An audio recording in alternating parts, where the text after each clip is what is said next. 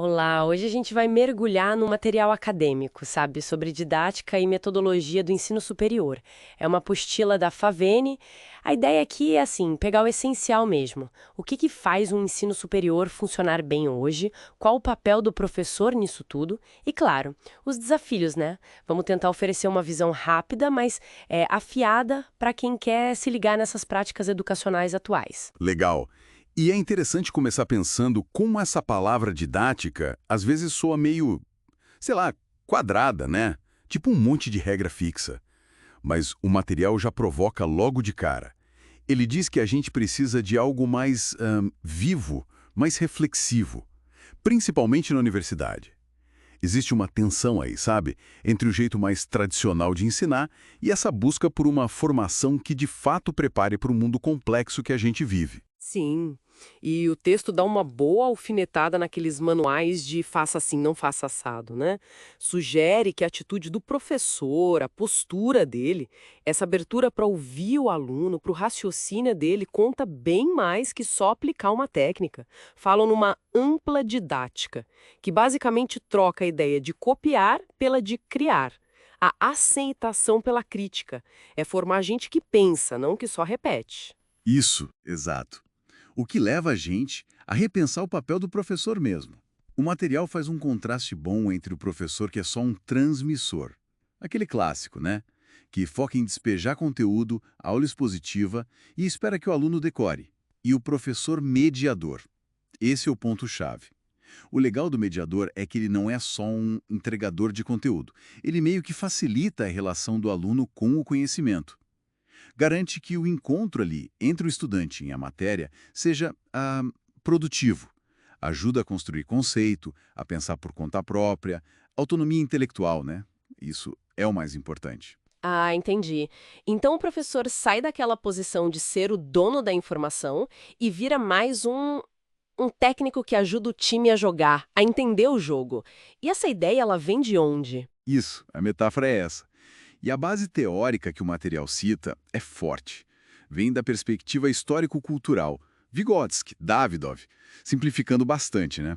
Eles viam o aprendizado não só como juntar fatos, mas como desenvolver as ferramentas mentais mesmo, a capacidade de pensar. Então o ensino teria que ajudar o aluno a se apropriar do conteúdo de forma consciente, entender não só o que se sabe, mas como se chegou naquele saber.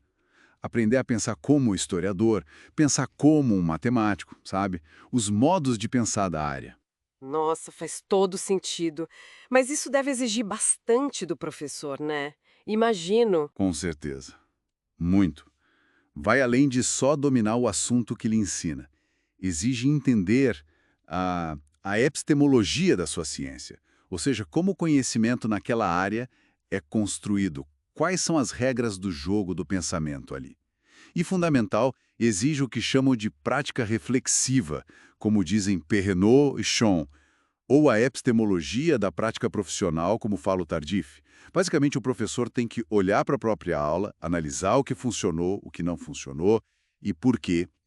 É virar meio que um pesquisador da própria ação para não cair na mesmice e saber lidar com o que não estava previsto. É muita coisa para processar. O professor vira aluno da própria prática, então. E se ele precisa ser esse mediador todo, esse pesquisador, que tipo de preparo um material indica como, assim, essencial? Olha, o texto é bem direto nisso. No ensino superior, a cobrança é dupla. Tem que manjar muito da área específica, claro, mas também precisa ter competência pedagógica. Aquela ideia antiga de que, quem sabe fazer, sabe ensinar. Isso aí já caiu por terra. Por isso que insistem tanto na formação contínua, né? Numa pós-graduação focada no ensino. E para organizar tudo isso na prática, o planejamento entra aí, certo? Entra, mas não como aquele formulário para cumprir tabela, sabe? O material vê o planejamento como um ato político-pedagógico mesmo. Um momento de pensar estrategicamente isso envolve, tipo, primeiro, entender a realidade. Quem são esses alunos? Qual o contexto da faculdade? Segundo, definir objetivos claros. Que habilidades a gente quer desenvolver neles? Terceiro, escolher conteúdos que façam sentido, que se conectem entre si. Quarto, variar as metodologias. Sim, a aula expositiva tem seu lugar, mas junto com debate, estudo de caso, projeto, usar tecnologia de um jeito inteligente e, por último, pensar numa avaliação que ajude a entender o processo, sabe? O progresso do aluno, não só para dar uma nota no final. Uma avaliação mais diagnóstica. Certo. Faz sentido pensar o planejamento assim, como um mapa. Mas um mapa flexível. Só que esse mapa é traçado num território que hoje em dia está cheio de desafio, né? Com certeza, o material até lista alguns bem atuais. Essa expansão enorme do acesso ao ensino superior, que às vezes pressiona por uma formação mais rápida, mais superficial, leva a uma espécie de proletarização do professor. O conhecimento todo fatiadinho em disciplinas, quando o mundo real pede uma visão integrada, né? Interdisciplinar. E o desafio constante de usar a tecnologia não só como um enfeite, mas como uma ferramenta que realmente ajude a aprender.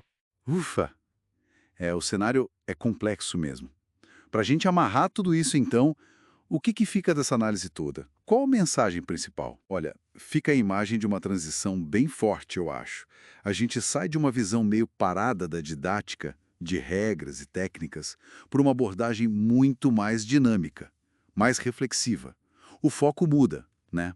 Não é só entregar conteúdo, é desenvolver a capacidade do aluno de pensar, de ser autônomo. E o professor, nesse cenário, ele é menos um palestrante e mais um curador de experiências de aprendizagem, sabe? Um mediador qualificado que também está sempre aprendendo e refletindo. Interessante, quer dizer que a qualidade não está mais numa receita de bolo pronta, mas na capacidade de se adaptar, de refletir, de conectar o conhecimento com a vida. Exatamente isso. E aí, para fechar, fica uma provocação que o próprio material sugere, né? Se o foco é tanto em formar capacidades, nesse aprender a aprender, como que a gente dosa isso? Qual seria o equilíbrio ideal entre ter aquele domínio bem profundo de um conteúdo específico que continua sendo super importante e, ao mesmo tempo, desenvolver essa habilidade de navegar criticamente por essa avalanche de informação que a gente tem hoje? Como que a prática do professor na sala de aula pode alimentar essas duas frentes juntas? É uma questão em aberto, né? E bem crucial para a gente pensar o futuro da educação superior.